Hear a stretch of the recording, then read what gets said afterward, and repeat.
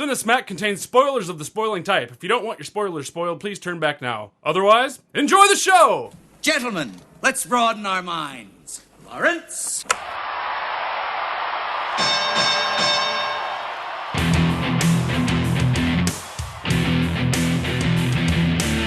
Ladies and gentlemen!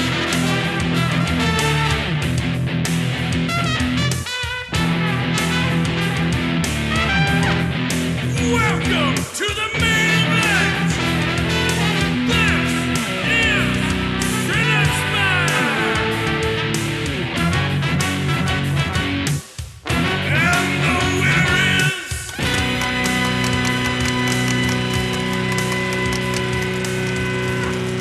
Hello, Cinesmacketeers, and welcome to bout number 114 of Cinesmack, the podcast about films by filmmakers. I am your host, Mike Keeler. Joining me tonight is our panel of award-winning judges. First, filmmaker and owner of Cheshire Moon Films, Tom, if it ain't rough, Haggis. Hey, how you doing? The most white guy. All right. I play bass for Queen. Second, filmmaker and owner of Arizona Ink Studios, Andrew Fat Bottom Girls Zumwalt. You know what? I think tonight we're going to have a real good time. And I feel alive. And the world is going to turn inside out because of what we're going to do. So don't stop us now. Just don't stop us now. Thank you, Andrew. Third, writer, actor, and director, Kyle. Something like that, fine. Fuck off, Brian. Get out of my house.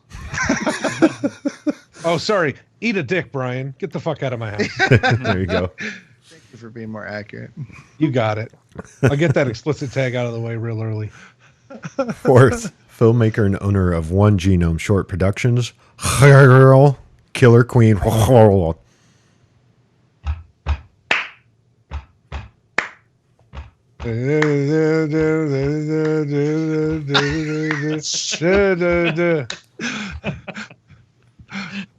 That was awful.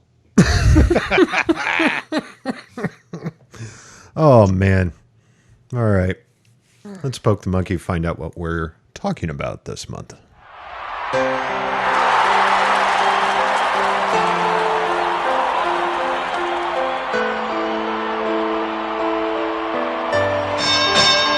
Ladies and gentlemen, drama queens and rhyming kings, welcome to our main event. And on the stage from 2018, it was written by a man named Anthony McCartan, directed by Brian Singer and Dexter Fletcher. Starring Remy Malek, Lucy Boynton, and Willem Lee. Of course, that means this is Bohemian Rhapsody. And I know the song, it kinda sucks. That's what you get to see when you're not paying me, and you're not paying me.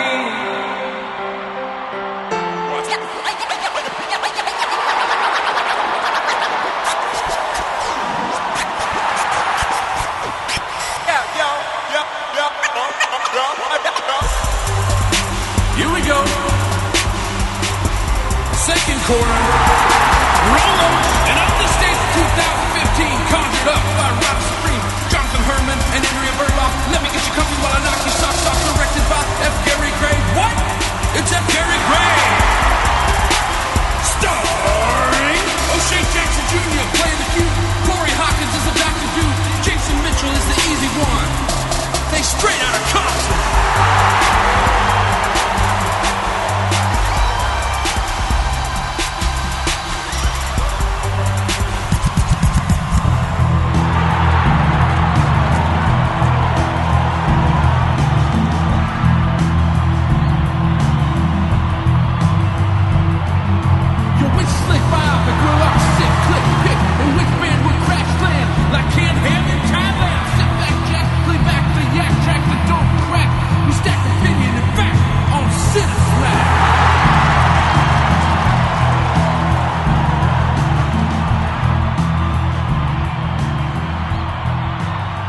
This is my first viewing of both of these films. I enjoyed my experiences.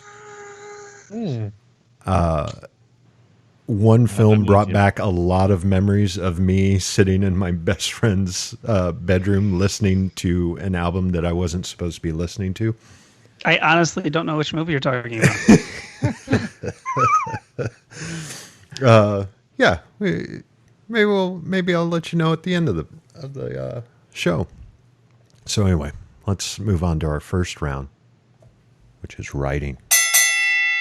It's funny because putting these two movies up against each other, there's a lot of similarities, and they both kind of deal with the same problem that you have when you're writing any kind of biopic movie. You know, that it's and I'm probably going to come back to this several times tonight, but the thing that's tricky about it is that people know generally the stories, or they know the music, and how do you tell a story that's not simply hopping from event to event? How do you tell a story that actually has a beginning, middle, and end, rather than like a collection of short stories on the road? And I love both of these movies. I think they're both really fantastic, but I do think both of them in their own way suffer from that, in that they really do just kind of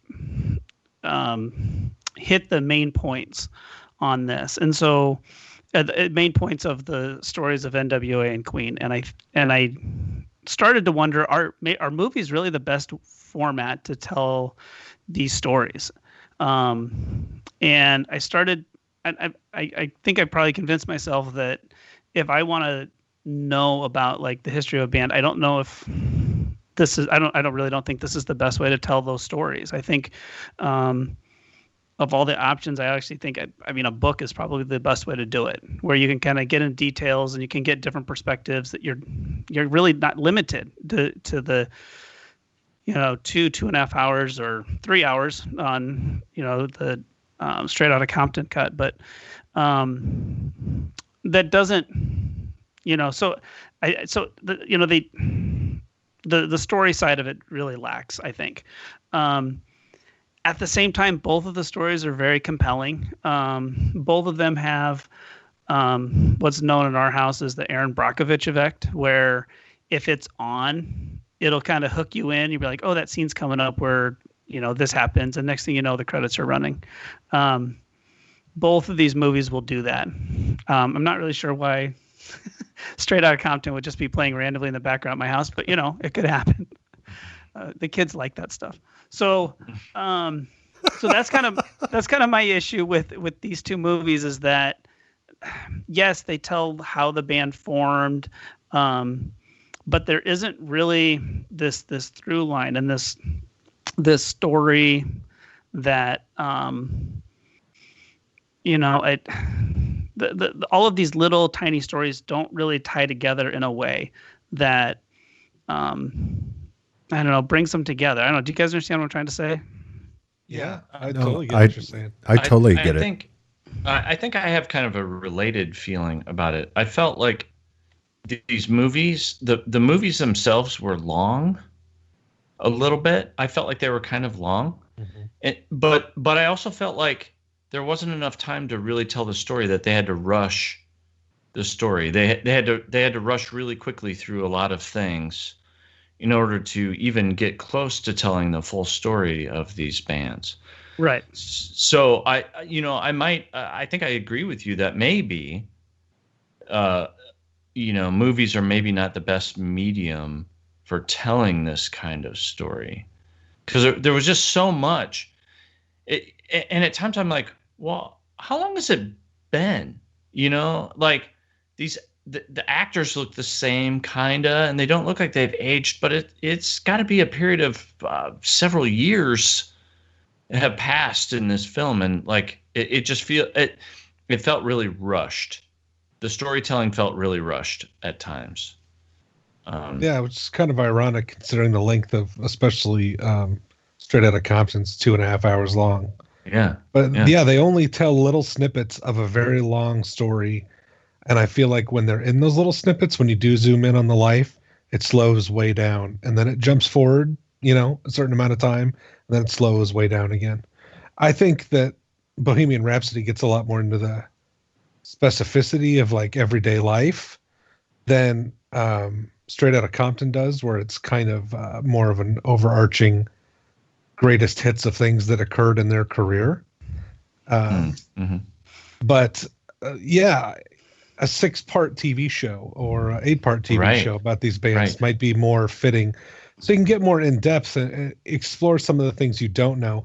And it's a problem with music biopics, a problem with biopics and about anything based on a well-known real story at all, is that you're going to know some landmarks and they're going to be expected to be told in your story, and you're going to be judged on how you handle those situations.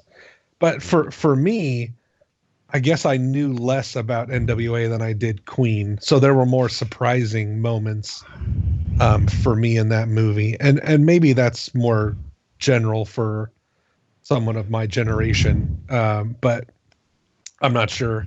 But yeah, I mean, they're both good movies, and they're both well-written biopics, but I don't know how a movie strays away from that issue that we're talking about.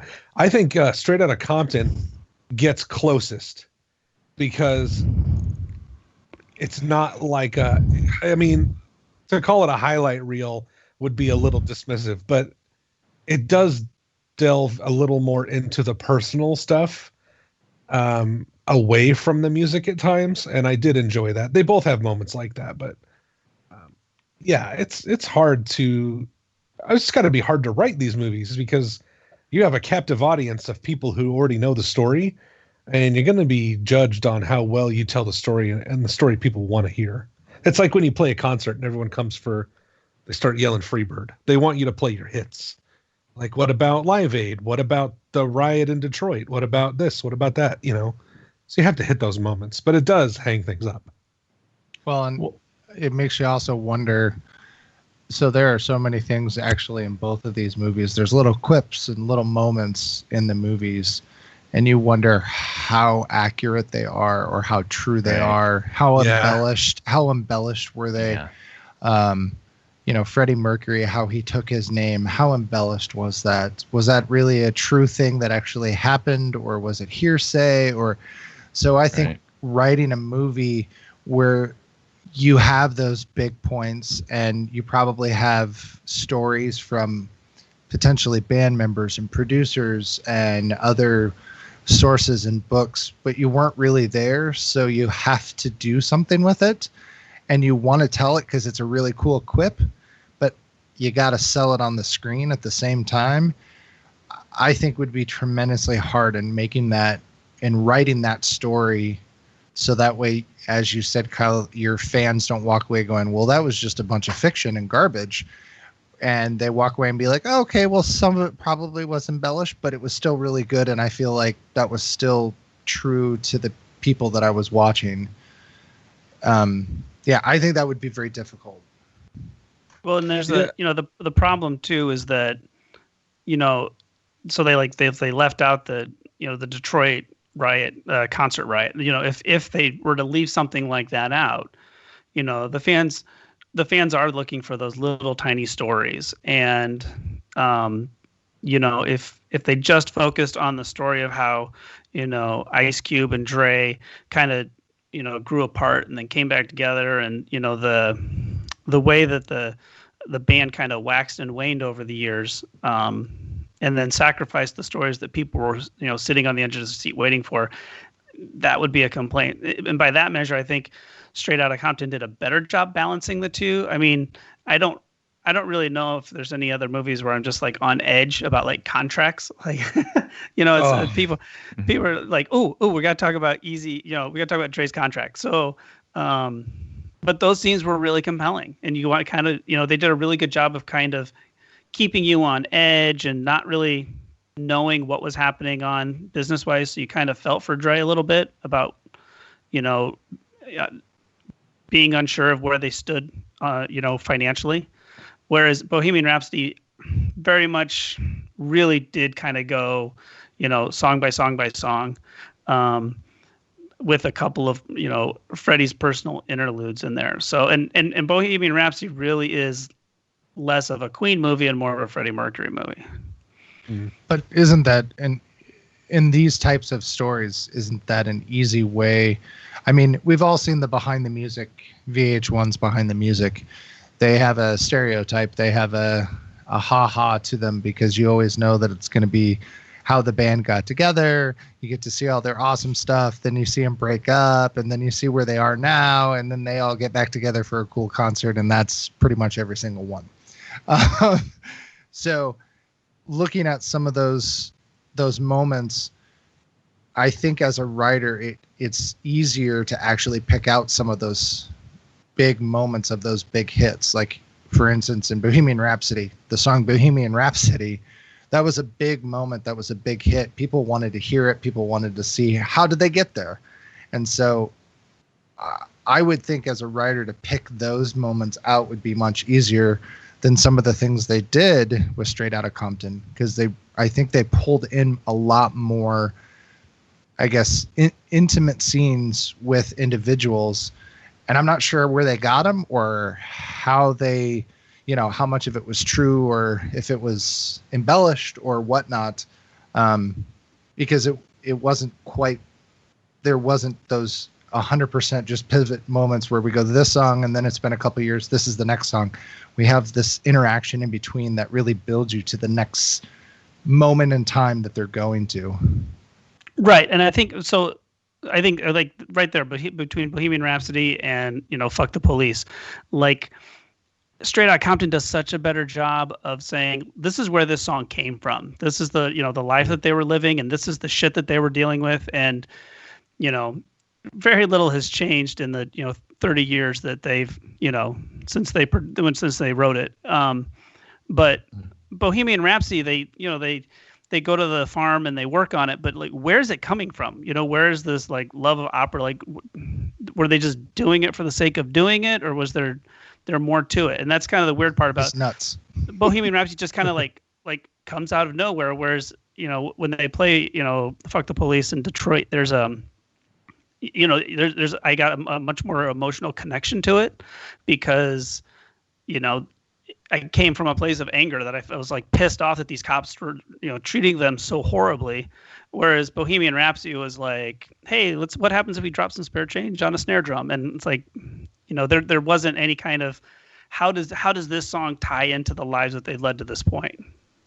But isn't that the absolute comparison between really the two movies? Because Bohemian Rhapsody was definitely about Freddie Mercury and how he wanted to just entertain the world with his stories and his uniqueness and his random things that he could put together that made him work, and they made things timeless, and they were there, and it was somewhat about things but not really. And so that's who Queen was. In converse to that, like you said, they're writing about their everyday life. They're writing about things that are happening right now that they're living it. And I think that's the biggest contrast between the two movies is how they produce their music and their entertainment, where it derived from. One was purely, this is entertaining and this is cool and we made this awesome song, versus this is my life. I'm going to share it and I'm going to strive up a movement because that's what I think is important. See, and I interesting. It is, and I'm glad. I mean, I like that we're talking about this because I couldn't quite put my finger on it until we started talking about it. But I think that's the problem that I have with Bohemian Rhapsody is that Freddie Mercury's life was very private, but music just doesn't come from out of nowhere. I just there's stories and you live your life and there's influences on it, and I felt like they would kind of shortchange the music quite a bit. The only song in the entire movie, and there was a lot of songs, was Love of My Life, was the only song in the entire movie where I was like, okay, I can kind of see where that came from. That makes sense. And, but everything else was just, I have no more connection to any of the Queen songs as I did before the movie. But is it possible they didn't know? But I also think Brian May was one of the producers. How do they not know? Yeah. Well, I also think there's another song that was applicable to the Who Wants to Live Forever. Yeah. Yeah. I would agree with that. That one. But But I did feel like it, a lot, even in both of these movies a little bit, but definitely more in Bohemian Rhapsody. Like these songs came out of nowhere. Like these songs were fully formed when we were first introduced to them.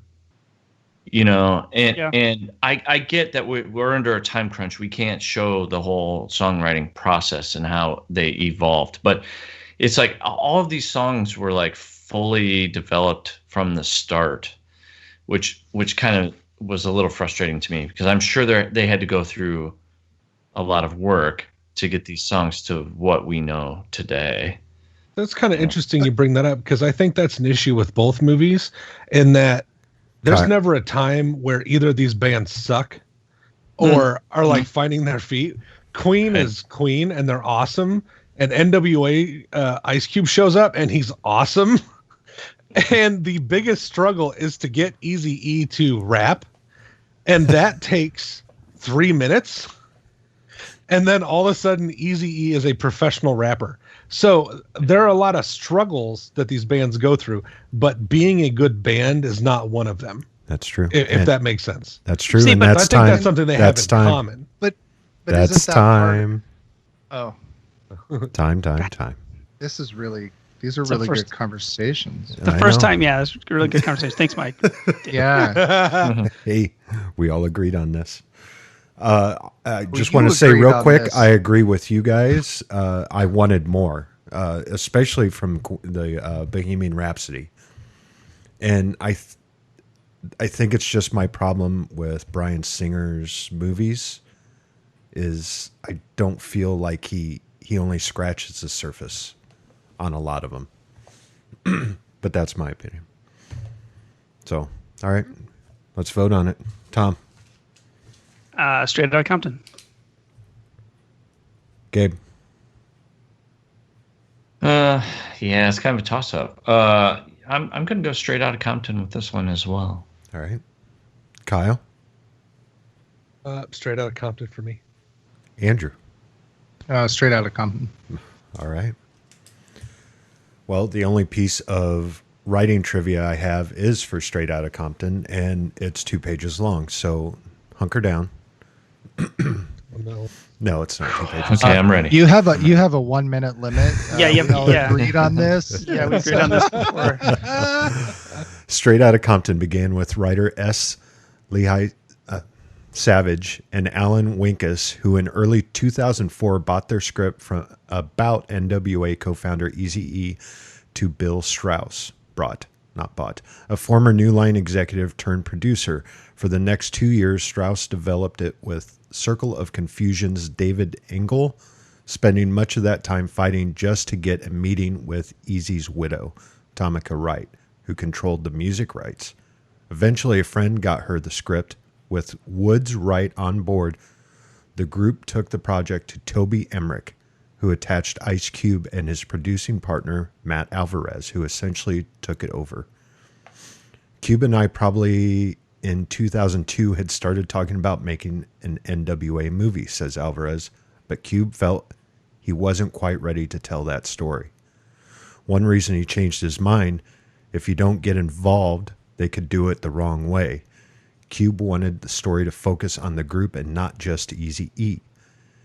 And he and Emmerich hired screenwriter Andrea Berloff to rework the script.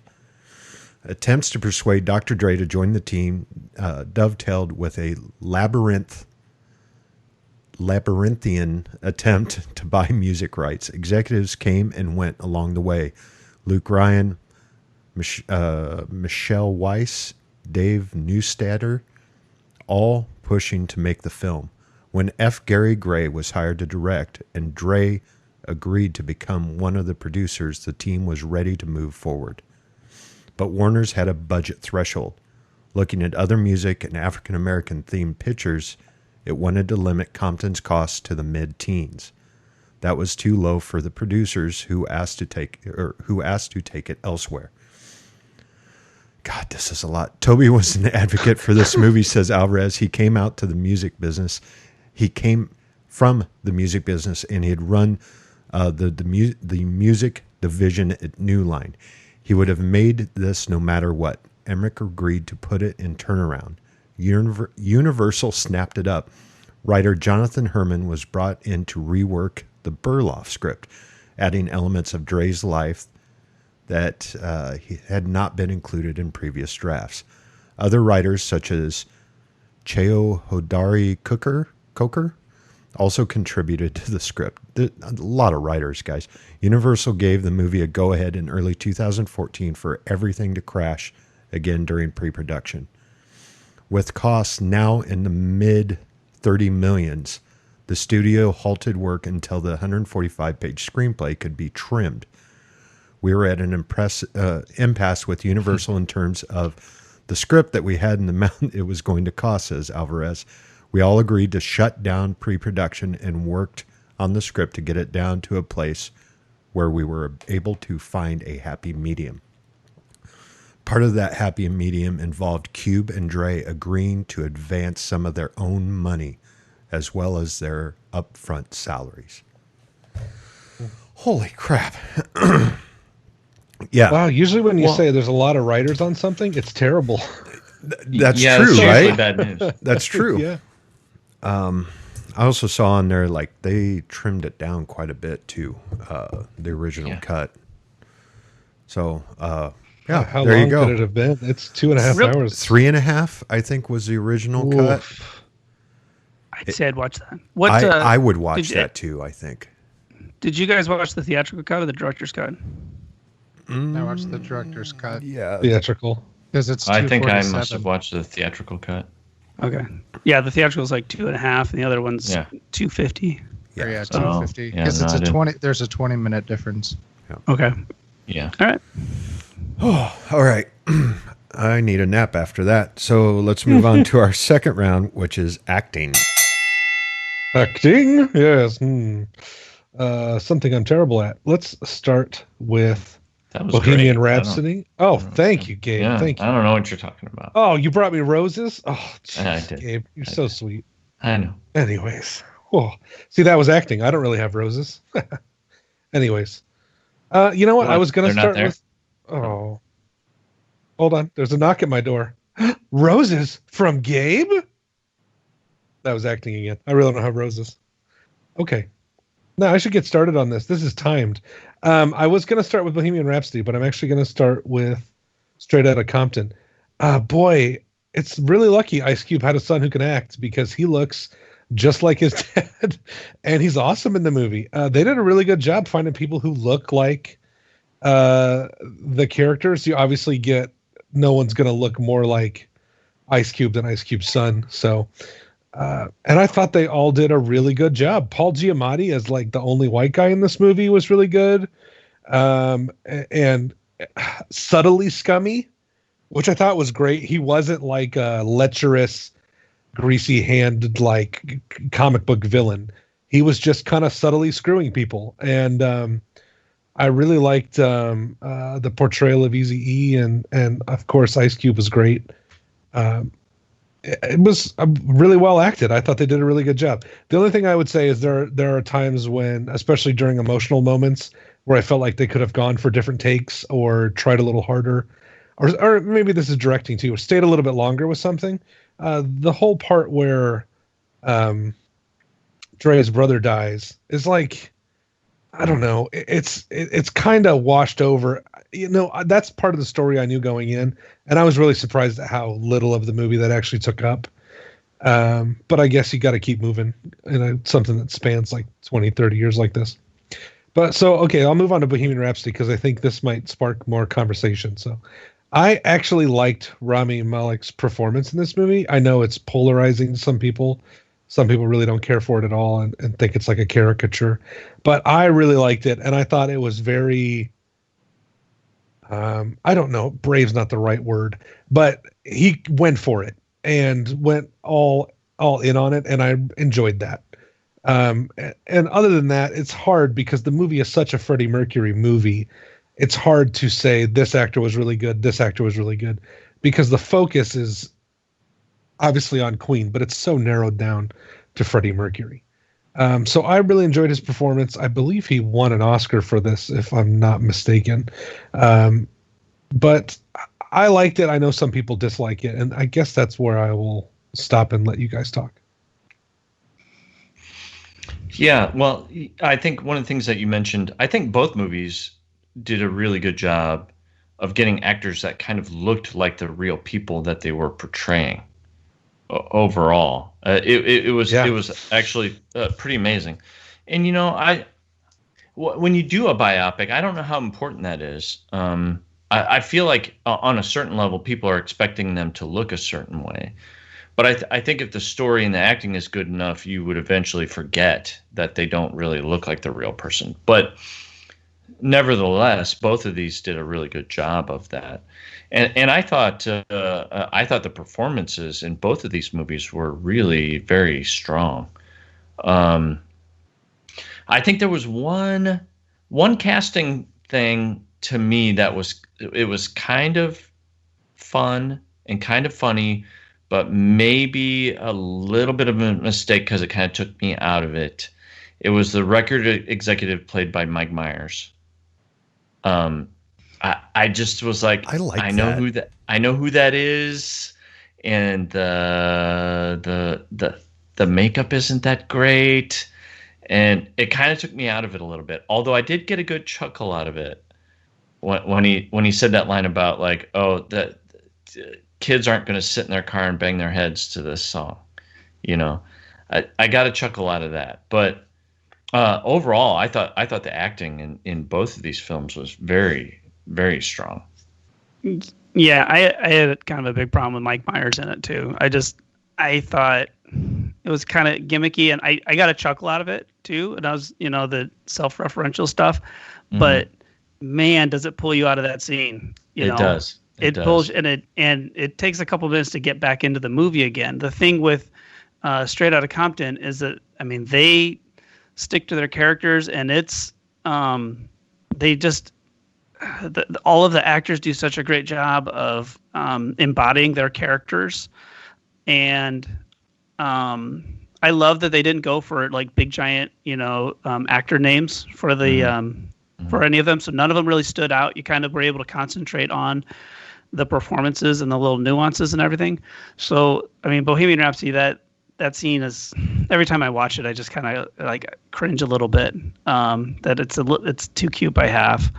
But I think if I'm going to go overall acting, I think the acting in Bohemian Rhapsody is better. I think Rami Malek did a really great job in the film. He, as good as anybody could do doing a character like Freddie Mercury that's so well known.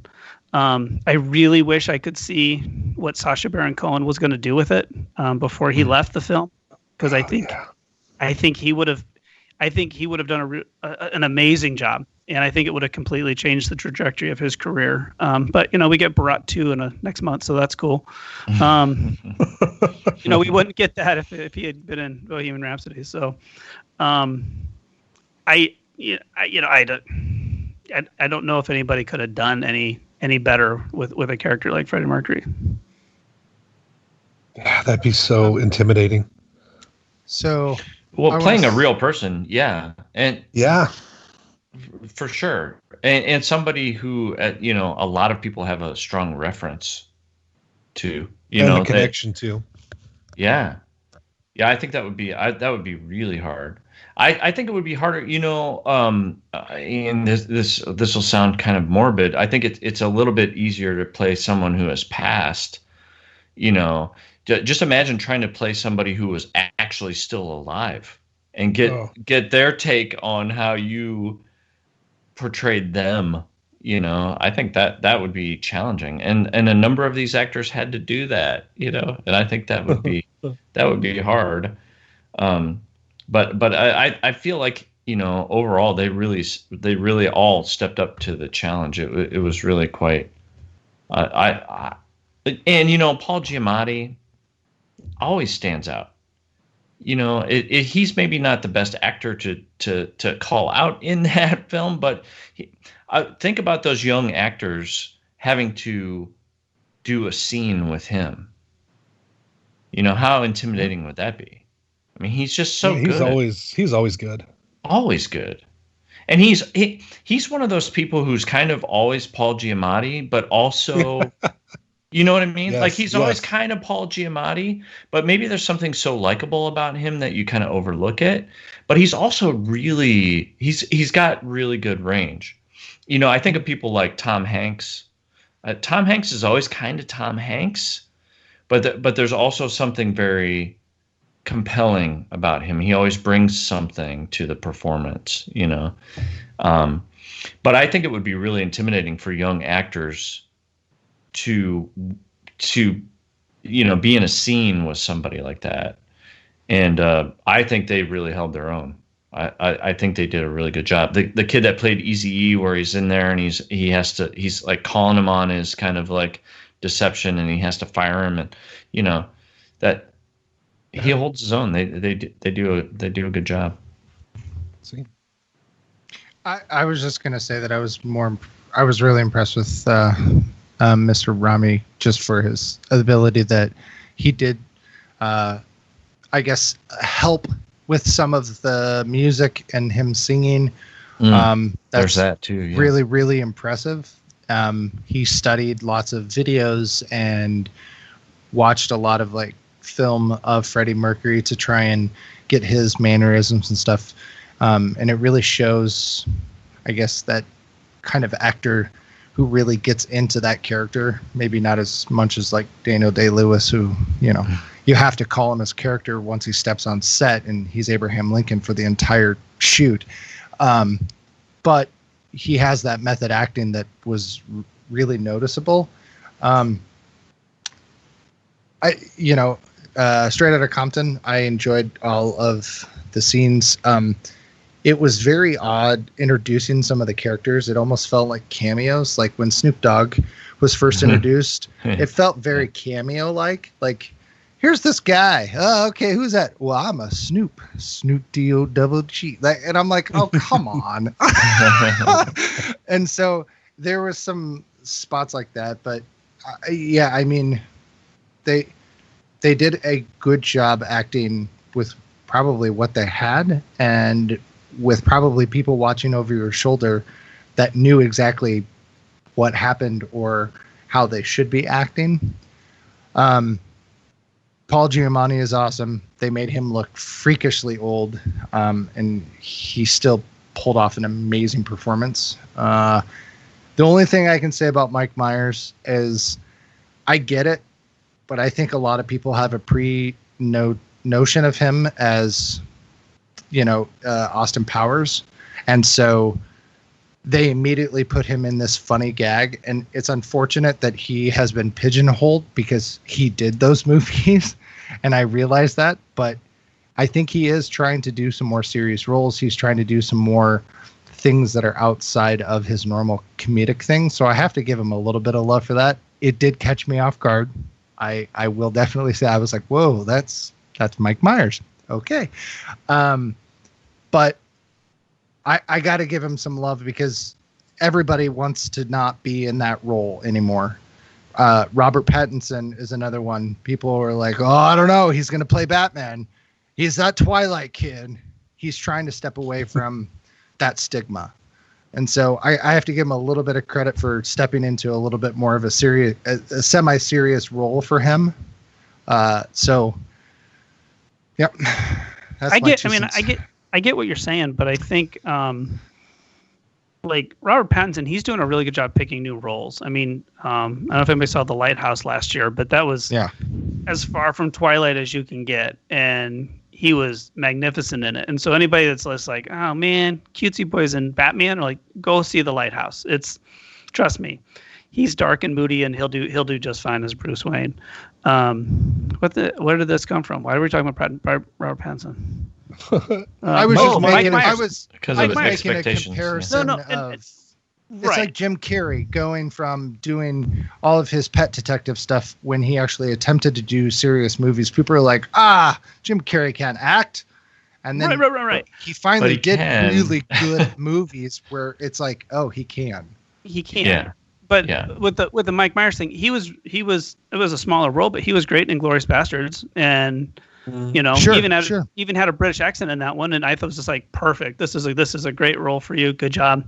And it's almost like he's intentionally going after British characters to help kind of just like dilute Austin Powers.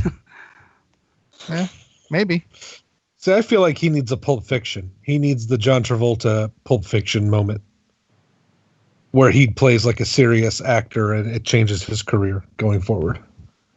Yeah. Yeah, I When you're guess. talking about God, what- Sacha Baron Cohen, that would have been, I think he would have been great in that role too. I think he would have been great as well.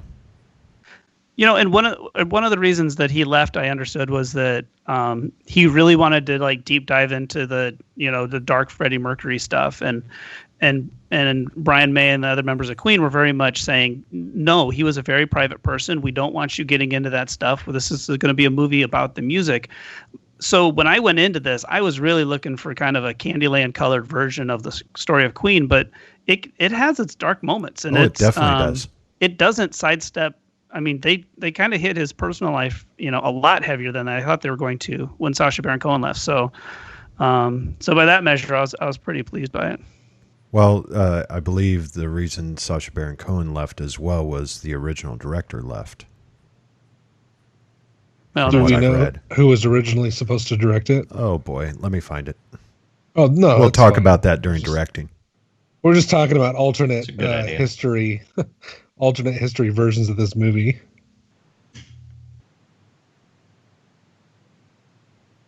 All right. just a moment, audience. We'll be with you in a moment. Well, you guys can keep talking. I'll look it up. Please stand by. Na, na, na, na, na, And I do want to. I know A you mentioned. duet of the girl Yeah, from Ipanema. 20 Yeah, seconds. I don't know. I would. You guys have got 20 That's seconds. a Blues Brothers thing. It's the perfect hold music. Yes. Oh God! I know that. You asked me what I thought I'd be doing tonight. Humming a duet of that Stephen song Frears. is so far down the list. Stephen Frears. Yes. He would. Yeah. He did. What was it? The Hours. And Billy Elliot. Let's Did I see. have that right? Dangerous Liaisons, Dirty Pretty Things, The Queen. Yeah, he's got quite a few on there. That would But be anyway, confusing. that's time. He's got a big biopic too. Yeah. Yeah. That's time. Let's put it to a vote. Gabe.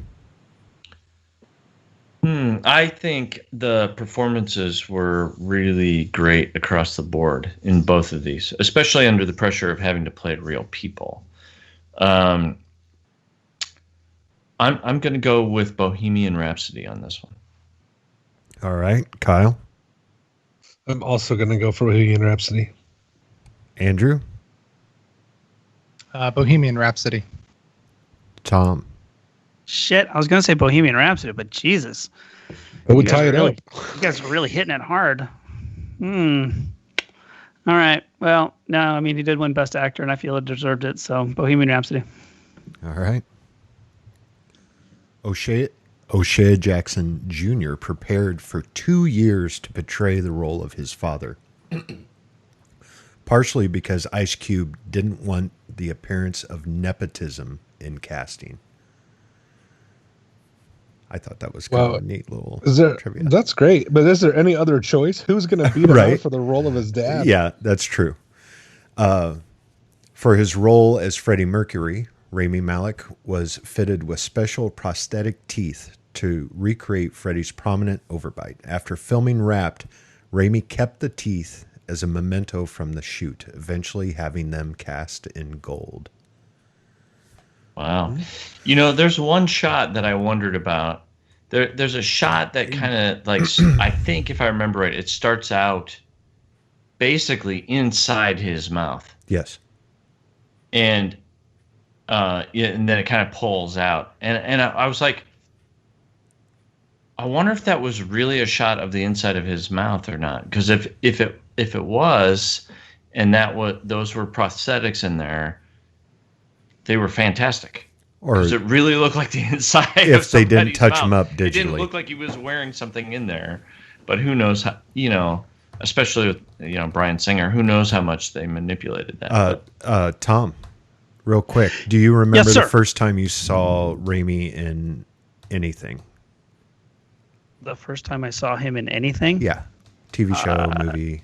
You know, I mean, There was a I TV probably show saw- you and I both watched, and it had a secret agent that had a PDA. Gilmore Girls. Yes, Gilmore Girls. Yep. No, I don't know. My 24. My kids are watching. He was in 24. Yeah, Ah, he was the He was? son.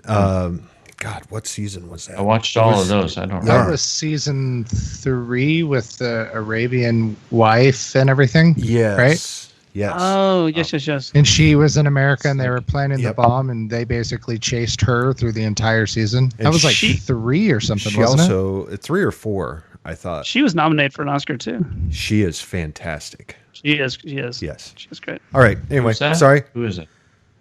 Oh, fuck you. Sorry, that was season 8. Oh, season Whoa. 8. Holy crap. They made 8 seasons of that. 8 That's They days. awesome. probably made That's more than right. that, didn't they? There's more they're, than they're, that. they're still making it.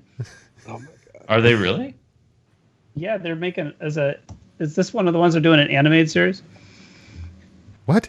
An animated Wow. series of 24. making- I Yeah. I just And just an animated series Mr. of, Robot. An animated series of X-Files. Oh. I'll be. Interesting. All right. Let's move on to our Anyway. third round, which is directing. Yeah, so we've kind of talked a lot about some of the things that I think as a director you would have a difficulty also doing.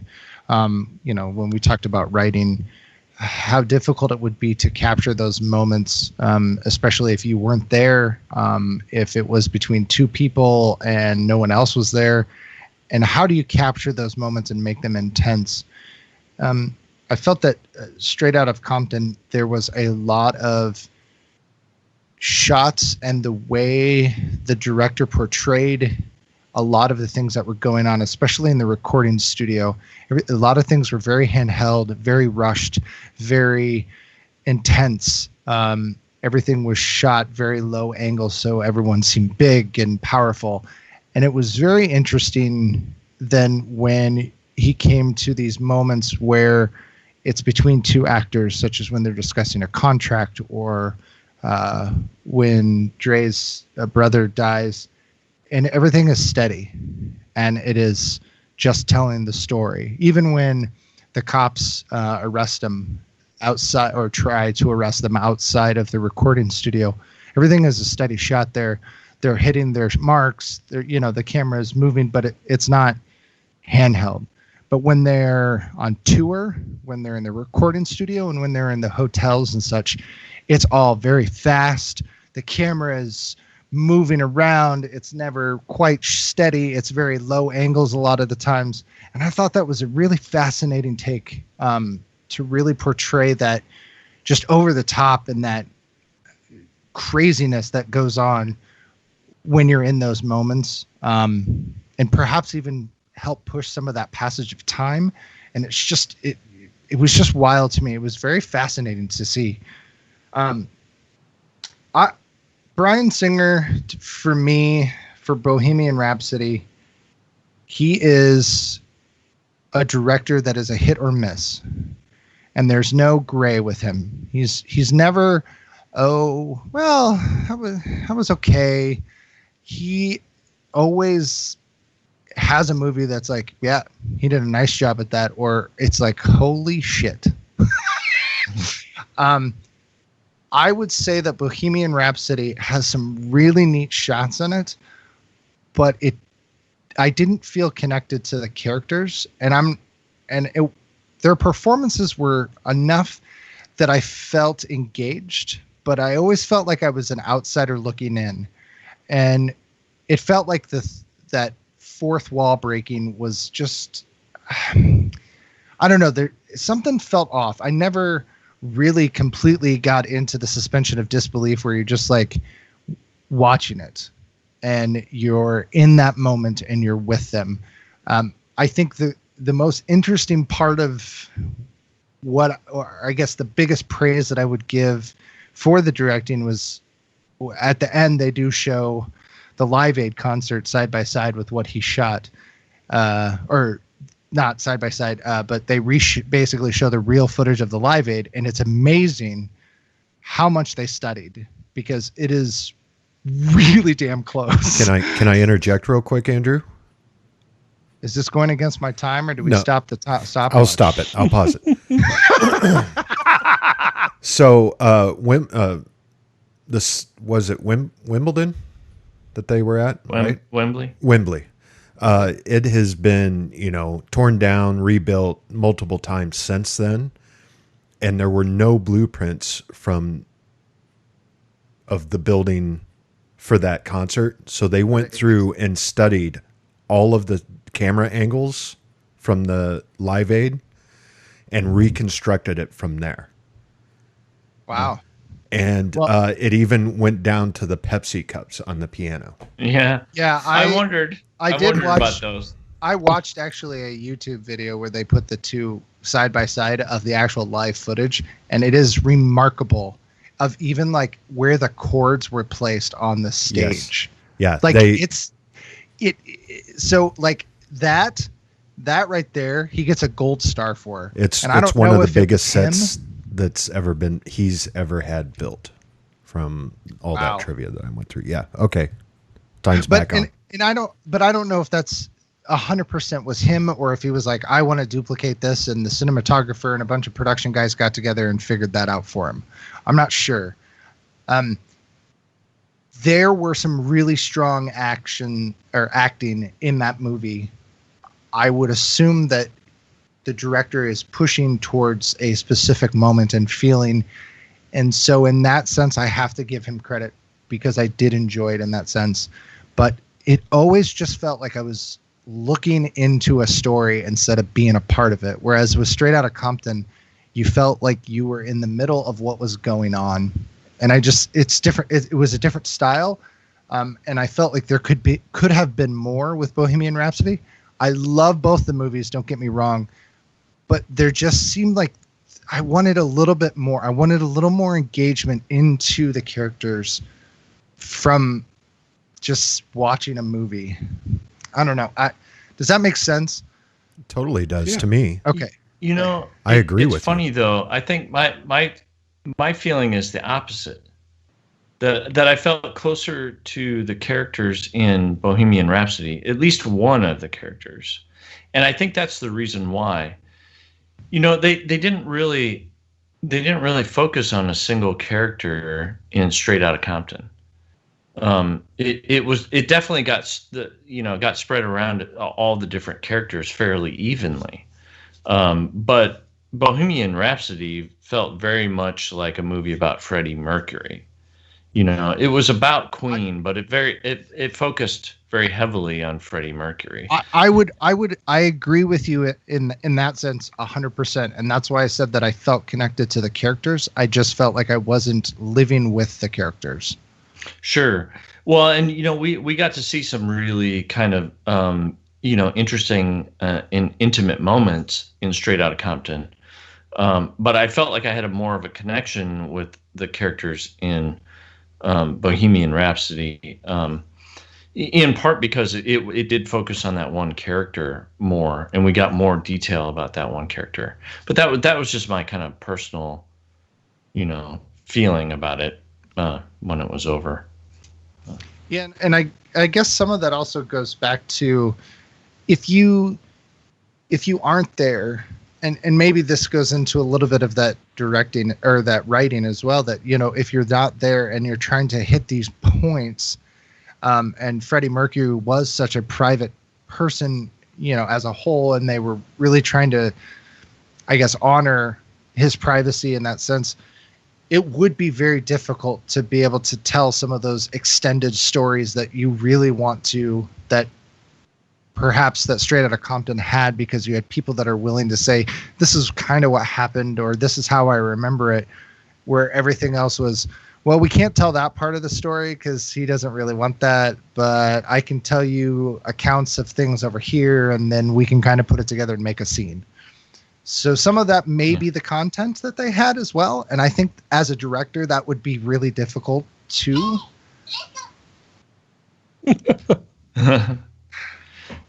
Yeah, and I also think about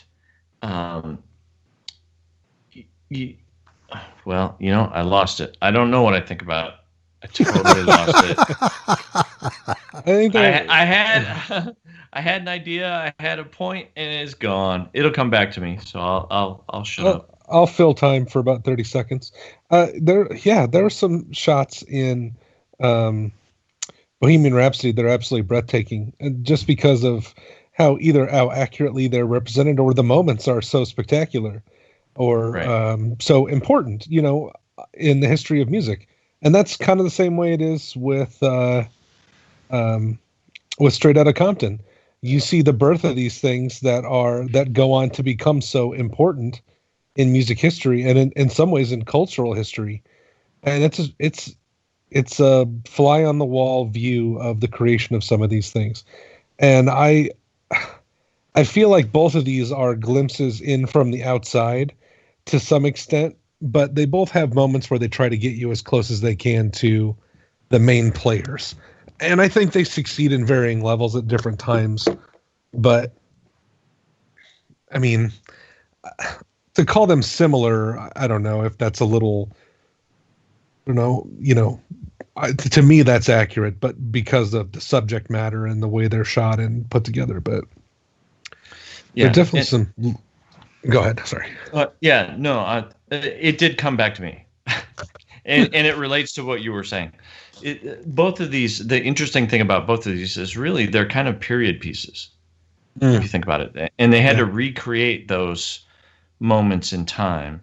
And I also think they both did that quite remarkably, as far as just think how hard that would be, even if it's just a short amount of time. Neither of these is really, it's not like we're going back to Victorian England or to, where you can like fudge Roman a lot. times or something. You can fudge a lot with that. Well, you can, but I think I feel anyway that they both did a really remarkable job of kind of recreating those time periods, as far as costumes. I meant like with a Roman movie, it's easier to fudge because no one was alive then. Yeah, no. That's alive right now. Whereas the really 80s, people remember watching Live Aid. Oh yeah. Oh yeah. Yeah. So yeah. And so I think they both get a lot of credit for doing the legwork to recreate those periods in time. When it comes to costumes and hair, and just think, even just the little things. And there are people who notice these things, like the cars and all that kind of stuff. And I think they did a remarkably good job, both of them, with that. And to me, and maybe this is better for overall, but to me, when you pay that much attention and you care that much when you make your movie, that's what makes your movie good. The more shortcuts you take, the more work you don't do to save yourself effort and time, that stuff starts to show up on the screen, and it starts to make your movie worse and worse and worse. I'm curious, because Bryan Singer was fired from Bohemian Rhapsody before they were done shooting, and Dexter Fletcher. Dexter Fletcher, the guy that I ruined someone's trivia. Tough shit. So the guy that you son of a bitch.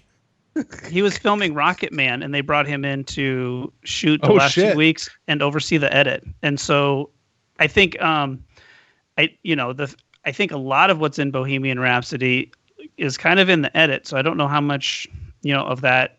I don't know what Bryan Singer's Bohemian Rhapsody would look like. I assume it'd be pretty close to what we got. 2 weeks from the end of principal photography, but like I said, the editing was a lot of it too. And are we going to get a Singer cut of Bohemian Rhapsody? No, I hope not. I'll be honest, I'm not a huge Bryan Singer fan. I thought Usual Suspects was great, and the only movie between Usual Suspects and this one that I ever enjoyed was Valkyrie. So I just can't get into his stuff. But weren't a fan of X-Men or X2? Not an X-Men fan. I outgrew comics right before X-Men became popular as a kid. So you know which one I really like is X-Men First Class. Why did I get into this shit? Really? Yeah. Like, I'm not a big X-Men guy, but First Class, I like First Class. I think X2 is the best of Bryan Singer's X-Men movies. Which is rare that a sequel. Days of Future Past. So. No, So I anyway, thought he did X2. Yeah, F. Gary Gray is great. He's a great director, and his catalog is good too. There's no X-Men movies.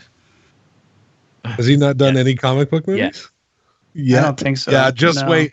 This is what happens. Oh, he has. He has. He has The Fate of the Furious. I mean, it might as well be a comic book movie. Oh, yeah. If you've watched it. Well, that can't be good. Men in Black International. Men in Black, yeah. International. I like Men in saw Black. part of that. I loved it. I went in with absolutely no expectations. I just want the two of them to entertain me, and they did. So. And he's supposed to be directing Mobile Armored Strike Command, also known to us 80s kids as Mask. Mask. Nice. Oh. What do you get when you want to do G.I. Joe? Straight Outta Compton. Yes. He's got range. Yeah. It's true. I will say, it's funny because as much as I don't like the X-Men movies, you really needed somebody that had a pretty good hand at seamless special effects to do some of the scenes in Bohemian Rhapsody. There's a lot of compositing going on at Wembley, and it's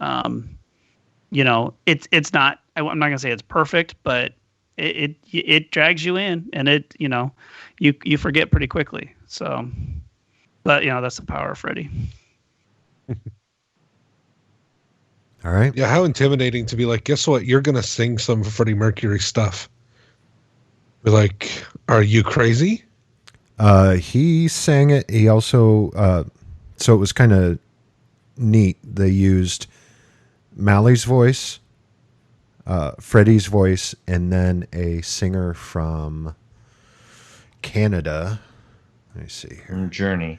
Oh, no. No, they took all three of them singing and morphed them together. So we ought to have maybe we'll talk about that in the next category. Yep. Sound. Yep. Sound category. That's it. All right. Seems appropriate. He did a lot of work to try and duplicate. He did. Freddie. He did. Absolutely, he did. Let's put it to a vote. Tom. Shit, I'm not ready. X-Men 2. Got it. Kyle. Mm-hmm.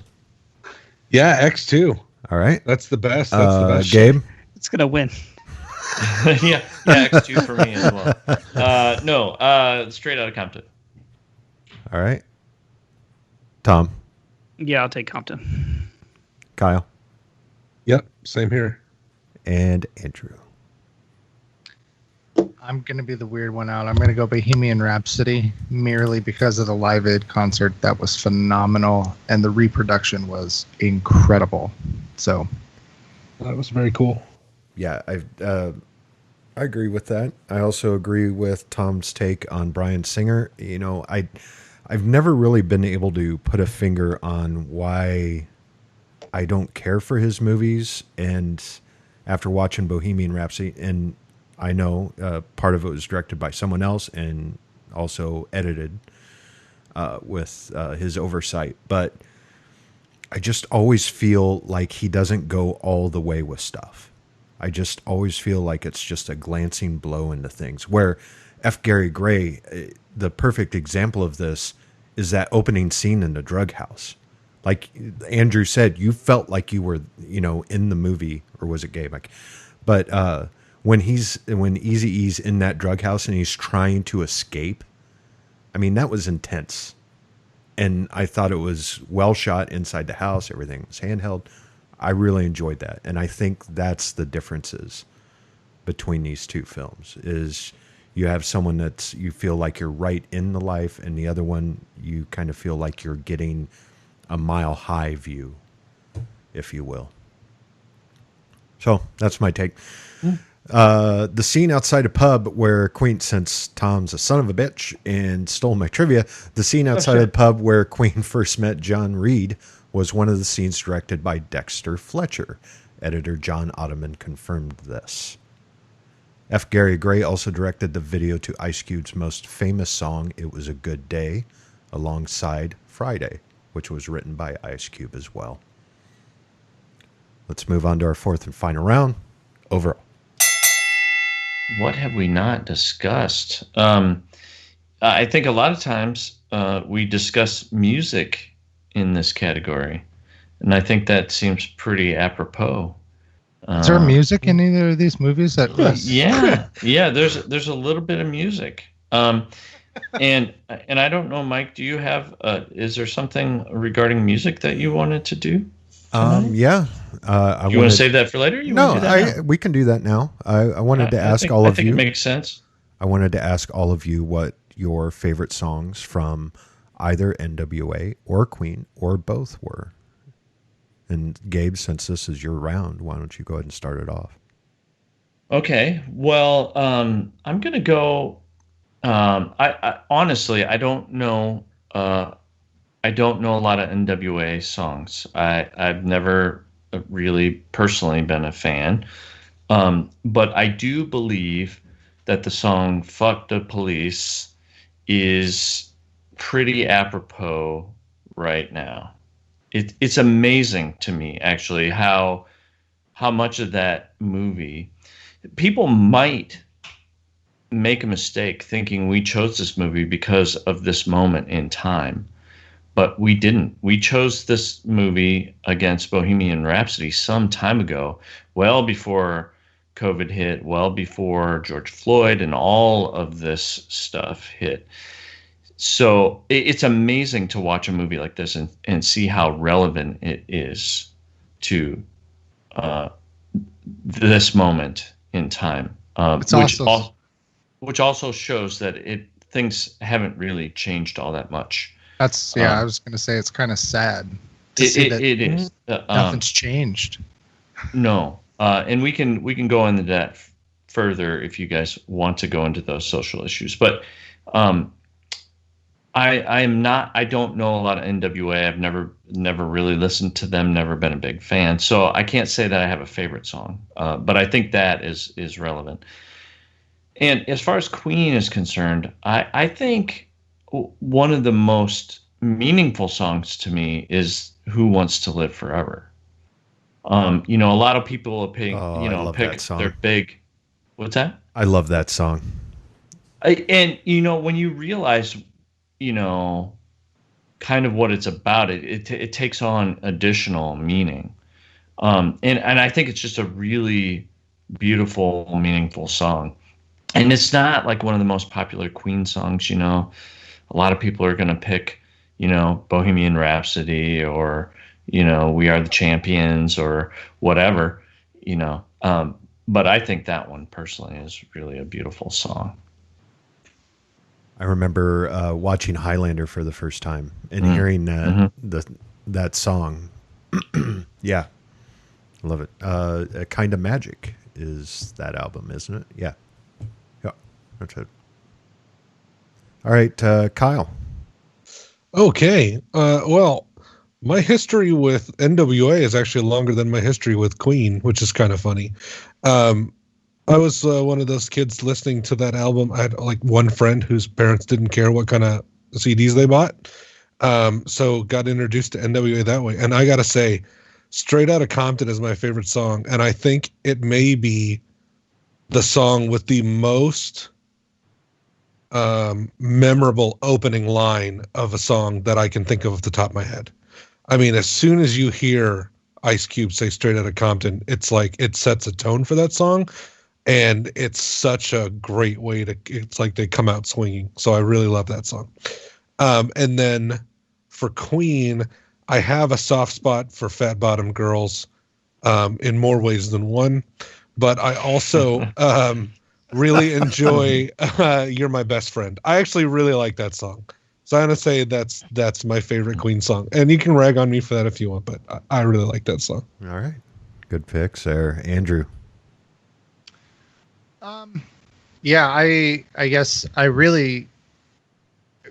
can remember, back in the day listening to NWA and not supposed to be, same with Digital Underground and Salt and Pepper, and when all of the explicit lyrics came out with Two Life Crew and Two Life Crew, when yes. The explicit lyrics with the what was it, the parental, the National Advisory, the NPA or whatever, and they were just putting stickers on the CDs when they weren't actually printed on the album. They were just stickers, so you just peel them off, and it's like, no, it's not a bad song, it's fine. So I would say, yeah, there's fond memories just straight out of Compton, but just listening to that album in general. As to my Queen, I would say Don't Stop Me Now. I just love that song. And then I've heard it in only a handful of movies and has solidified. It's in one of my very favorite movies. And I think that solidified even more of how much I love that song. It's just, I don't know. I just really enjoy that song. It's a lot of fun. So, yeah. All right. Thanks, you guys, for sharing with me. Yeah, that's all I had. Does wait, Tom Tom doesn't No, get a I'm just Eat kidding. a bag of dicks. Oh my god. That's what you get for stealing his trivia. Wait, is that a new song? It's gotta be Yes. the way. Eat a bag of The dicks. best part is they both covered it. So I was gonna say, is that from both of them or? yeah, that's from both of them. All right, Tom. So my favorite NWA song is "Express Yourself." I love that song a lot. It's Ditto. it's fun. It's upbeat. Ditto. And I think my favorite Queen song in the last week has been "Don't Stop Me Now" since I watched this. But in general, I like "Crazy Little Thing Called Love." So I learned that Freddie Mercury wrote it in 5 minutes in his bathtub. What? Yeah, and he only knew a couple chords, and so it kind of constrained him from getting too creative with the song. And he called the studio and said, "Get the studio ready. I got a song ready. So he ran over, and they recorded it. And he was very adamant that they recorded it, got it done before Brian May walked in, because he was like, Brian's going to come in and just fuck this up. And so he wanted the whole track laid down before Brian May showed up and like tried to like complicate a very simple song. And Elvis had just died, and so Elvis was on his mind. That's why it's got an Elvis-y tune to it. So, so I like the story behind it. But I like "Crazy Little Thing Called Love." Good picks. Yeah, you almost skipped me. You wouldn't got that great story. Well, so as I said earlier, my family listened to old country, right? You know, we had Waylon Jennings, Johnny Cash, all that. So I didn't know about essentially rock and roll or rap. And my friend that lived across the street, the only reason I remember this, he had a boom box, and the cassette player you could actually pull out of the boom box and it would become a Walkman. Oh yeah, And it was slick. Oh yeah, Like it was so cool, right? That. So I They remember need to make boom boxes where you can put your phone in it. so his brother those. bought his brother bought Straight Outta Compton and on cassette, and I remember the first time hearing it over there in that house, and we listened to the whole album twice. And it was fantastic. Like I had never heard anything like that at first. I'm like, oh my God, I shouldn't be listening to this. Mom and Dad are going to find out. But so I'm with Kyle. Straight Outta Compton is maybe my favorite, but I am also with Tom. I love the upbeat tempo of God, and I just went brain dead. I want to say treat yourself. Express yourself. There you go. I want to say treat yourself because we've been watching Parks and Rec. So yeah, and for Queen, Under Pressure is always going to be probably my favorite. It's that song they ripped off from Vanilla Ice. yeah, the song they ripped off from Yeah. Vanilla Ice. That's the one. I remember finding out that song existed, and I thought it was fantastic, but it's only been until I have gotten older that I listen to that song and it helps me calm down, right? Like it kind of puts my world in perspective, and I love the vocals, I love the beat, everything. So I'm going to have to go with Under Pressure. Nice. I used to have a boombox with an 8-track on top, and you would put an entire 8-track cartridge on the top. Nice. And yeah. 8 tracks were always kind of confusing to me because it was just like a constant loop. Yes. And you had to figure out where you were in the loop. And you had to hit the skip, like it kind of had the fast forward button, right? Like yeah. You could kind of jump a little bit. All right. You guys have anything else to add for overall? I mean, I believe you guys have beat both of these films to death. And the music is incredible in both films. I mean, yes, we always talk about it at this time, but it's just awesome. Yeah, well, it's interesting. You know, how do you feel like they used the music? You know, I feel like in some of them, well, I feel like in Bohemian Rhapsody, they kind of hinted at a lot of the songs. You know, you got a little bit of the song, but you didn't get the whole thing. And they were just kind of saving up for the Live Aid thing where they just let you have the whole thing there. You know, did you feel like the music that these artists created was properly represented in these films? That's a good question. That's a really good question. I think Queen has so many hits that you can't spend too much time on any single one because there's just too much to cover. Whereas you can kind of step through the period of NWA's career based on some songs like that. You know what I mean? So like probably Milestone. half, right? So you probably have to shortcut a bit in. But yeah, I mean, if you got to play a bunch of clips of songs, Queen's a great choice because they're all really catchy, super, recognizable, memorable tunes. So yeah, but we talked about it earlier. The writing process and how these songs come about was a little bit left out of Bohemian Rhapsody. You see it a bit more in Straight Outta Compton, but yeah. I want to go back to you guys talking about how you need a longer medium for a story like, well, both of these. And what if you did something like Fargo has been doing, where they take a whole season and they put it in different times? What if you did a whole season or like a series on, let's say, HBO, Queen or NWA or, insert insert band name here or insert artist here, where you could actually tell the full story, right? And not have to hit on stuff. I think that would be fantastic. And I think you would have viewership for that. Oh, for sure. Well, and you might think about this particular medium as well. I think, the way that podcasts have kind of podcasts evolved would be great over too. time. Yeah, you could do some storytelling and do segues with some of the music that was created during that time in the story and that kind of thing. Mm-hmm. You could definitely it's definitely an opportunity to spend more time with the subject. See, but then then you run into like licensing problem again. That's true. Attorneys fuck everything up. These stories can't be told without millions of dollars to pay. Whoever owns it, the songwriter, and then the recording artist, and it's unfortunate because this music kind of belongs to everybody, and I think you should pay for the music, but they just make it so fucking difficult. That's true. That's a very good point. We won't be doing that.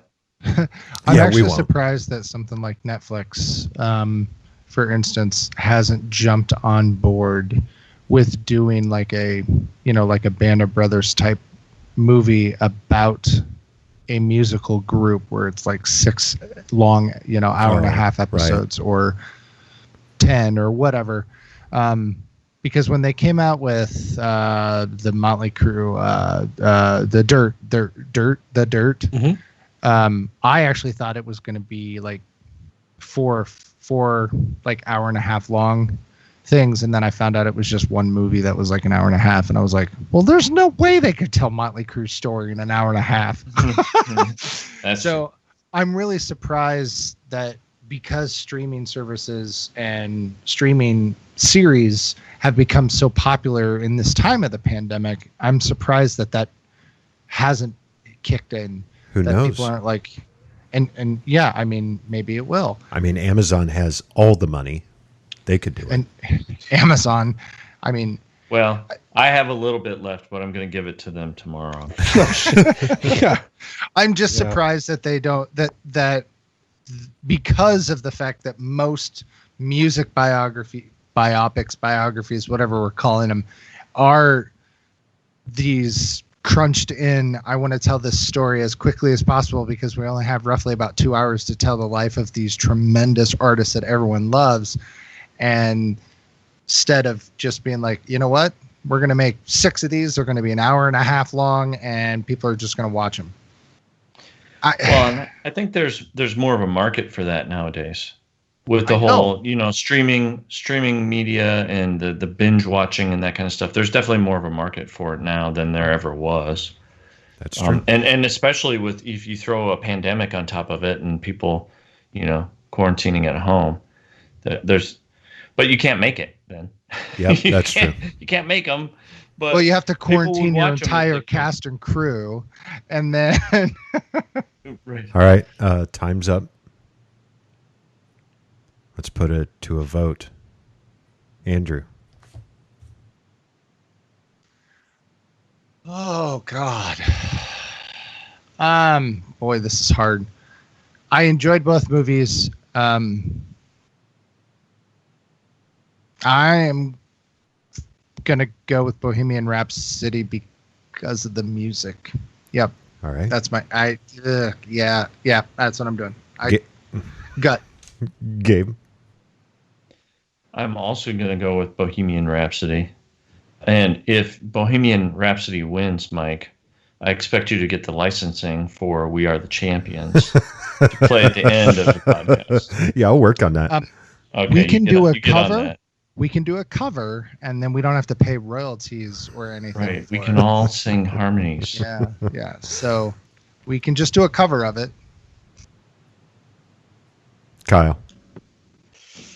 Oh, brother. It's really difficult for me because I enjoyed both these movies for different reasons, but I am going to go with Straight Outta Compton. All right. Tom. I'm going to vote on the movie because that's what we do and not the music, which we don't.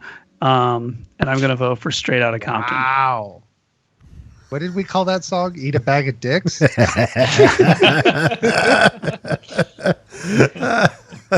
Yeah. I'll sing harmonies on that. Yeah. I'll do the beat. Despite the success of the movie, the film Straight Outta Compton, this is sad, has not been screened in Compton because the city doesn't have a cinema. That's a bummer. Really? Yes. Awful. Freddie Mercury's Freddie Mercury vocal range stretched to 3 octaves, though it was rumored that it spanned 4. In 2016, a group of biophysicists and medical researchers concluded that his vocal cords moved faster than average singers. His vibrato measured in at 7.04 hertz, while standard vibrato frequency falls between 5.4 and 6.9. He had a singular voice. Yes. Because it also he also hated his buck teeth, but he felt that if he had them fixed, it would take away part of what makes his voice his voice. I was going to say I had heard that he believed that the buck teeth adjusted his jaw so he was able to hit some of the notes that he did. Yeah, and that he had kind of a larger mouth. Yeah, was part of it as well. Straight Outta Compton, the actors re-recorded NWA's entire Straight Outta Compton album with producer Harvey Mason Jr. to help them get into character. Did they ever release that? Yeah. I don't know. That would actually be pretty cool to get. The note Freddie Mercury sustains for almost 6 seconds during the call and response performance with the crowd at Live Aid came to be known as the note heard round the world. All right, there you go. If you want more, there are pages and pages of trivia for both of these movies on IMDb. So if you're listening and you want to learn more, go read IMDb. It's crazy how much trivia is out there for both of these movies. Except it's some of the stuff they left out of the movie. Yes, yeah. All right. I guess I'll try and figure out who won. I think it's going to be close, fellers. So let's go ahead and move on to our recommendations for this month, and we will go clear back up to the top and start with Tom. So I'm going to cheat and kind of quasi-recommend two movies. I wanted to recommend Theory of Everything, biopic of Stephen Hawking.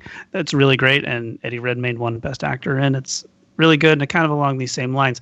But with our discussion, I actually changed it when we were talking about music in that last category. And the movie I actually want to recommend came out last year, and of its $26 million in budget, it spent $10 million licensing music. And it's Danny Boyle's Yesterday, which features quite a chunk of the Beatles catalog. It's kind of a fun musical fantasy, and it's one of those movies where you don't really know what's going on or where things are going and what kind of story it's going to tell. And because you get to the end and it's got a very satisfying conclusion, the second time watching it is almost like watching an entirely different movie, because now that you know the destination, you get to actually look for the little mile markers and enjoy the movie on a whole different level. And so I guess I'm recommending three movies: Theory of Everything, and then your first and second viewing of Yesterday. All right. Thanks, Tom. Kyle. Okay, I'm going to recommend a rap mockumentary called CB4. If you've never seen it before, I recommend it. It's a very funny movie. Chris Rock, Chris Elliott, Charlie Murphy's in it. Phil Hartman makes an appearance in the movie. It's very much a take on a send-up on gangster rap and the gangster rap lifestyle. It features a character named Stab Master Arson, which is a great name for a rapper. No one's taken it since, and I don't know why. But yeah, check out CB4. It's really fun. All right. Thank you, Kyle. Andrew? Well, I was going to recommend a movie because of the music, but I guess we don't do that anymore. Mine, well, that's what I was told. But mine has Taron Egerton in it, and I really, really liked Rocket Man. I thought it was fantastic, and it's along the same kind of lines. It's a music biopic about, obviously, Elton John, and it has some of the same problems that we've talked about, but it's very, very good. But since I can't recommend a music one, I'll recommend Sputnik. It's an independent Russian movie. It's in Russian, English subtitled. It's an alien horror, and it's very well done for a low-budget Russian movie. So there you go. Thank you, Andrew. Gabe? Man, I find it hard enough to have one movie to recommend, and everybody else is recommending like several. Well, my girlfriend and I recently watched The King of Staten Island, and really enjoyed it quite a bit. Actually, it's a very funny, heartwarming, entertaining movie. My only complaint was that it was maybe a little bit long. It seemed long, and you know what? I'm not one to shy away from long movies, but it was nonetheless it was very entertaining, and Pete Davidson really did a good job. You felt like it was kind of autobiographical, which I understand it is, at least partially. But he was really very convincing in it. Yeah, so if you get a chance, I would definitely recommend King of Staten Island. It's very entertaining. All right. I would agree. That was a very Judd good movie. Apatow? Is that Judd Apatow movie? Yeah, Judd Apatow, Yeah. and it's got. Yep. Why can't I think of his name? Pete Davidson. Well, Pete Davidson, but Steve Buscemi is in it. Oh, okay. And he's very good too. I always like him. Future Pete Davidson? That'd be great. I'm sorry, but all of those people are great and everything else, but it has Marissa Tomei in it, so that's right there. Well, you Now can't I've really gotta argue watch with it. that. Yeah, that's for sure. It's Marissa Tomei. No. I'm not arguing with you. All right. Well, we know who's at the top of Andrew's list. Yep. Marissa Tomei. Well, my pick is from 1993, and I actually kind of forgot about it till we started talking before we started recording the show. It's called Fear of a Black Hat. It's a mockumentary chronicling the rise and fall of a band called NWH, a not particularly talented or particularly bright, but always controversial hip-hop group. Directed by Rusty Cundiff. Stars Larry B. Scott, Mark Christopher Lawrence, and Rusty Cundiff. And the best names are the rapper names Tone Deaf, Tasty Taste, and Ice Cold. So what was the last one? Ice Cold. Ice hole. Ice Cold. Oh, Ice Cold. I Yeah, thought it was not Ice Hole. Ice cold. Well, we actually have some listener mail this month. No, we don't. Yeah, we do. Wait. Speedy We delivery. have listeners? Yes, we have listeners. And actually, the first email is from July.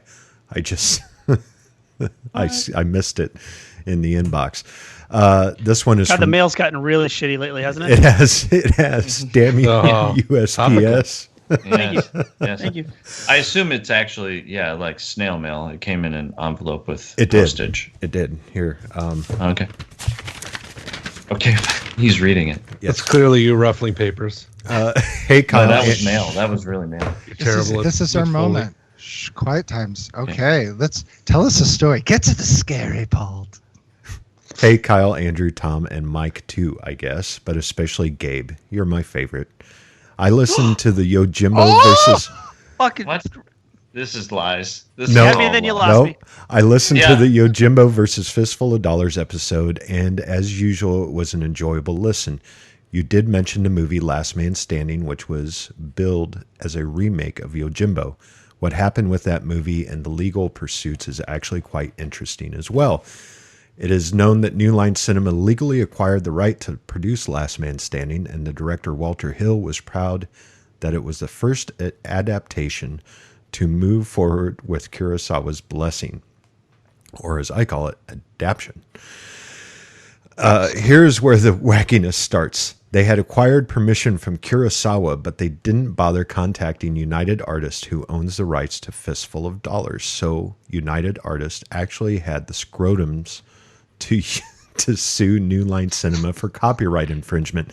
New Line Cinema ignored the lawsuit, and the lawyers for United Artists saw the ridiculousness, irony of the lawsuit and dropped it.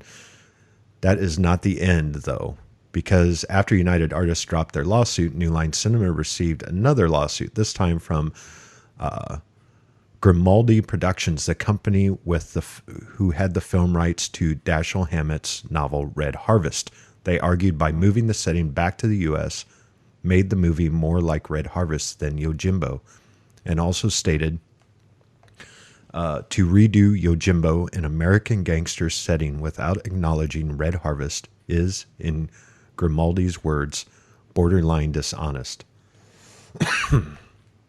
I don't know what happened with this lawsuit because the article that the information was sourced from was written while the lawsuit was ongoing, and Google has not been so forthcoming with the results. They send the link to the article. It was written in 1996. Thank you, gentlemen, and Mike, for putting on such a great podcast. Dennis. Oh, Lord. P.S. Hey. Disney's 1997 film Rocket Man, starring Harlan Williams, is the best expedition to Mars movie to ever grace the silver screen, and I'm sure you can all see the irony in that. That is a great movie, by the way. It is Oh my ridiculous. Wait, is this Dennis? Yes, Like Dennis? the Dennis. Oh. Hello, Gabe, Tom. Here's his second one. Confederates in Film. This one's titled Hello, Gabe, Tom, Andrew, Kyle, and Mike. After listening to last month's episode, it made me wonder if The General should have gone up against the movie Fallen, starring Denzel Washington. Dennis, we're not allowed to do Denzel movies on this podcast because there's a certain someone that hates him. Someone has put an embargo on. Yes. I never. Someone said we has couldn't put do an Denzel. embargo on Denzel movies, and someone has put on an embargo for recommending movies with good music in them. Since the bad guy won in that movie as well, it also made me start thinking about characters in movies and other mediums that were also Confederate soldiers. Jonah Hex is a good example, though he is more of an anti-hero. Rooster Cogburn of True Grit is another example, and he certainly had his flaws as well, but these gentlemen were shown in a much better light.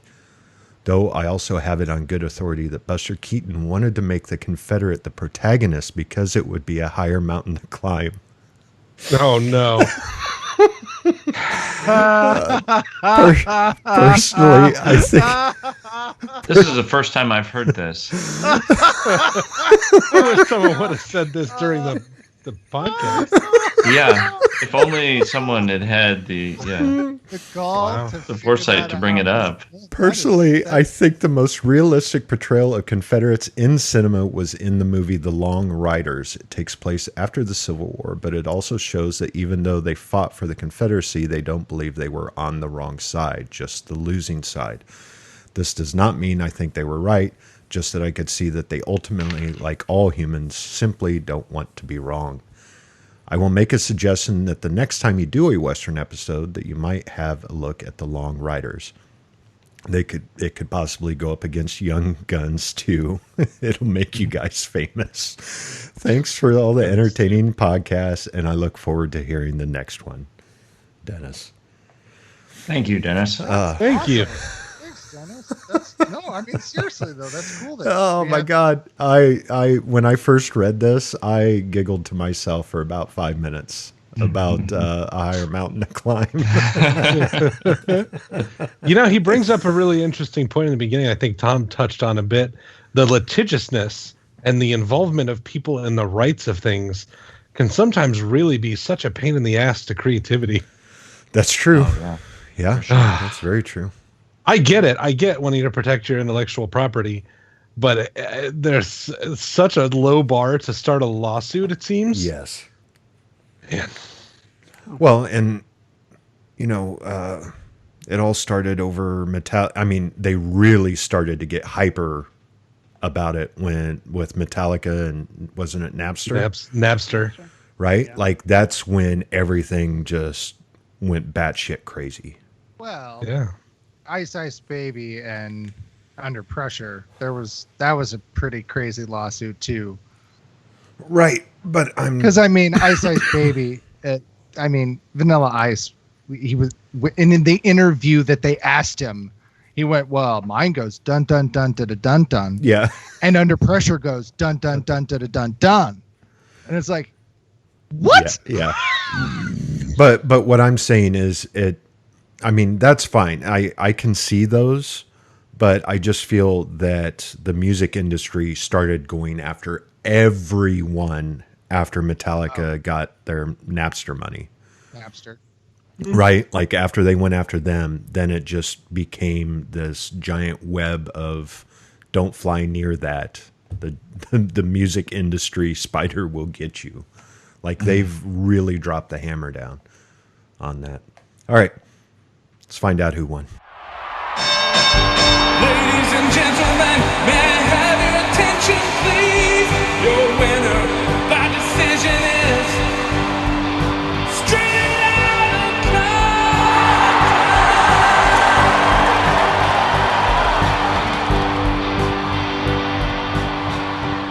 I feel good about that. Nice. I do Yeah. too. That feels about right. Gentlemen, where can people find you? Maybe help you drop a dope beat, Tom? Kind of on Facebook, but I'm doing the Twitter thing more, but tread lightly because it's all like political stuff and me bitching about things. So I believe we may be on there tonight. Kyle. You can't find me. I'm a ghost. All right. Andrew. Okay.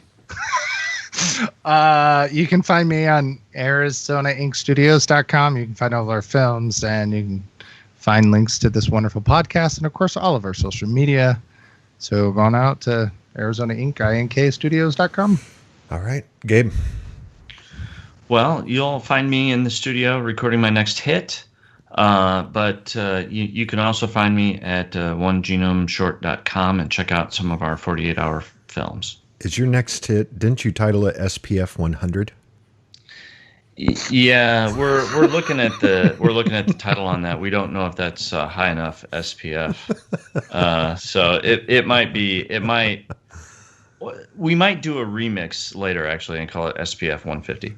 SPF 150. Gotcha. Yeah. All right. Real quick, I want to give a shout out to Tom. He's been doing all of our new episode artwork, and wait till you guys see this one. It looks awesome. So thank you, Tom.